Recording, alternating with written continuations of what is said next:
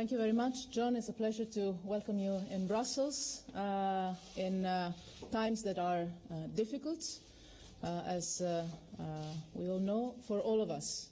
First of all, for the British people, but also for the Europeans and for our partners. It is extremely important for us Europeans, all of us, your visit here in Brussels today. As we discussed today, our partnership stays strong and crucial, not only for the benefit of our people, but also for peace and security in the world.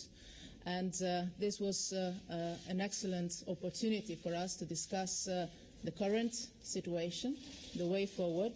I will not enter into details in that respect, but especially to reaffirm the strength of our partnership, the strength of the European Union role with partners around the world, and the continuation of our common work, first of all in our region. We work together, as you know, very closely on the Quartet for the Middle East. We had a chance of exchanging views on the Quartet report that we're finalizing. We're working together on Syria in the International Support Group. We work together on Libya and on so many other issues. And we will meet again twice in the coming weeks, obviously at the NATO summit, where we will also have high-level meetings at the margins. And Secretary Kerry will be with us at the Foreign Affairs Council in July here in Brussels on the 18th. This was already planned, so it's not an extraordinary invitation. It's something that we had already planned and that he confirmed today, to continue working together very closely on all issues. Obviously, we discussed together also with President Juncker the situation that opens up with the results of the referendum in the UK, where you know very well we are having a college of the Commission this afternoon. We are having council with heads of state and government tomorrow and the day after tomorrow. And we will discuss the way forward, first of all with David Cameron and obviously with all the other 27 heads of state and government. It is important for us to keep our US friends and John in particular completely informed of all the procedures, all the consequences, where we are and where we're going, and somehow walk this moment that is for sure difficult together, hand in hand, as friends do. And I know he's traveling to London later today. I would pass this clear message. The European Union is strong as before. I have to say the European Union can be even stronger in the future. We will continue to work together in this respect. Thank you. Secretary Kerry, you have the floor. Federica, thank you. Excuse me.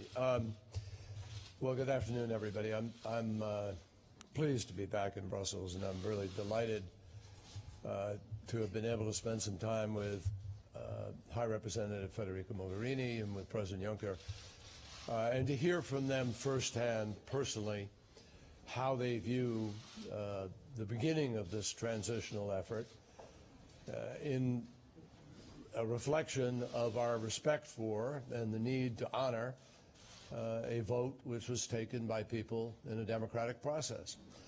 The vote did not come out the way President Obama and I and others hoped that it would, but that's democracy, and we respect the rights of the voters and we respect the process.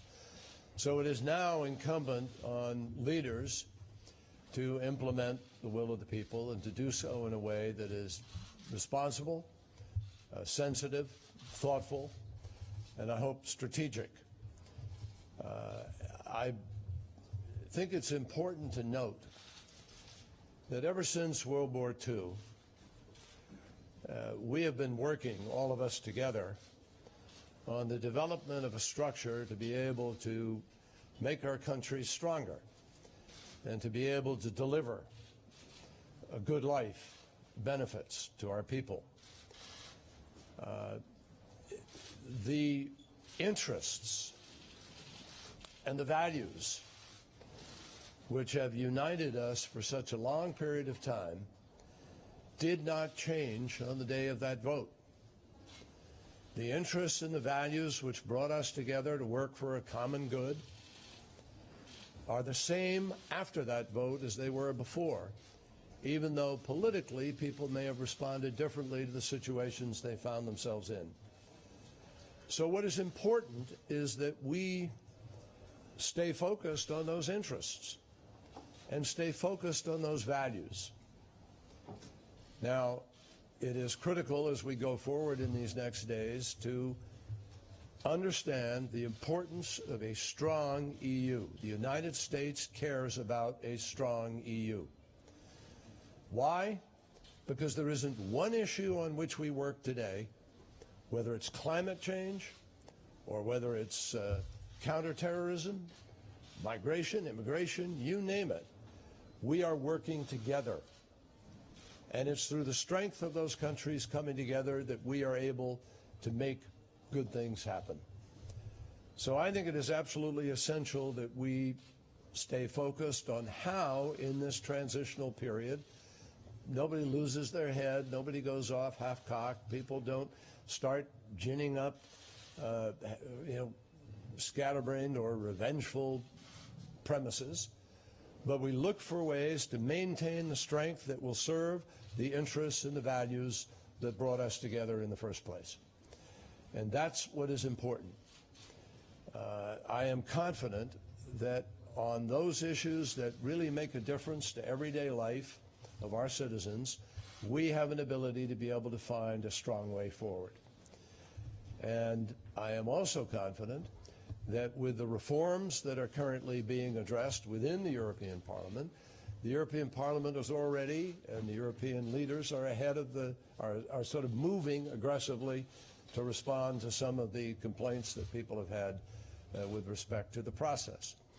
So I look forward to working even more closely with my counterpart, Federica Mogherini, with the other members of the EU as we seek the strength that is so important to all of our interests. At the same time, the United States will maintain its special relationship and strong relationship with Great Britain. Great Britain is a P5 member. Great Britain has long had a special relationship with the United States. And so I am going from here to London, where I will have an opportunity to be able to talk directly with Foreign Secretary Hammond, who I've already talked with, but meet personally, and then meet with Prime Minister Cameron. So it is my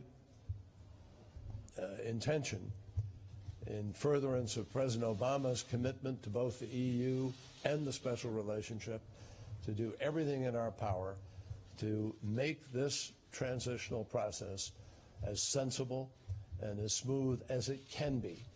Does that mean it doesn't present difficulties? No, there are challenges. Does that mean it was without any impact? No. Clearly, that's not possible either, because there are consequences. But there are ways to make certain that we're trying to chart out a path for the future that actually strengthens the EU and serves the interests and the values that have brought us together and keep us together even now, as there is a political decision regarding one country's membership, but that doesn't alter the fundamental interests and the values that we are serving in governance. So thank you for the chance to be with you, and very much look forward to continuing the conversation in the days ahead. Thank you. Thanks.